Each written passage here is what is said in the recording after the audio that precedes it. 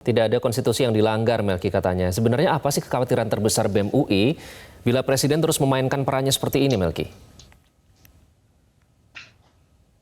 Pertama, saya ingin koreksi gitu loh. Konstitusi kita bukan undang-undang pemilu. Konstitusi kita ada Undang-Undang Dasar 1945 gitu. Ketakutan terbesar kami adalah Pak Jokowi menyeleweng dari konstitusi yang pada sumpah jabatan presidennya ya harus taati betul itu konstitusi gitu.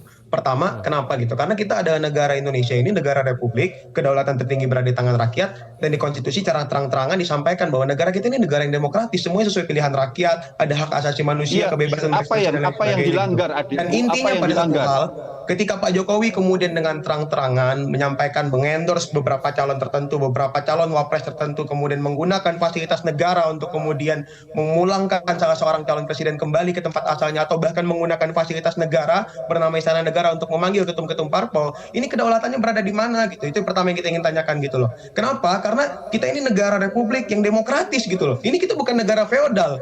Pemimpin selanjutnya itu dipilih rakyat, bukan berdasarkan saran-saran presiden sebelumnya, atau bukan berdasarkan kemauan Pak Jokowi menyarankan kepada partai politik ini siapa yang kira-kira bisa bermain nih untuk pilpres nanti untuk kemudian bisa sesuai dengan gagasan saya dan lain sebagainya. Kalau concern utamanya adalah soal gagasan Pak Jokowi yang sudah baik untuk meningkatkan kepuasan publik atau menyamaratakan tingkat kepuasan publik dengan sekarang, harusnya Pak Jokowi mampu secara strategis dengan komunikasi publik yang baik sampaikan ini adalah hal-hal yang membuat tingkat kepuasan publik menjadi 82% gitu menurut LSI dan lain sebagainya. Sampaikan itu pada publik dan biarkan semua calon presiden yang saat ini tengah berkontestasi ataupun akan berkontestasi nanti menggunakan gagasan-gagasan terbaiknya untuk kemudian menyampaikan kepada publik. Ini yang akan kami lakukan untuk meningkatkan 82% jadi 90% gitu misalnya, ataupun 82% jadi berapa gitu, ataupun bisa sama gitu. Bukan dengan cara-cara memanggil ketum parpol dan lain sebagainya. Jadi sudah kelihatan bahwa Pak Jokowi tidak netral, menaruh independensinya, bahkan dia mengorbankan hal penting dari seorang presiden pilihan rakyat. Dia presiden semua rakyat. Dia bukan hanya sekedar presiden ketum parpol,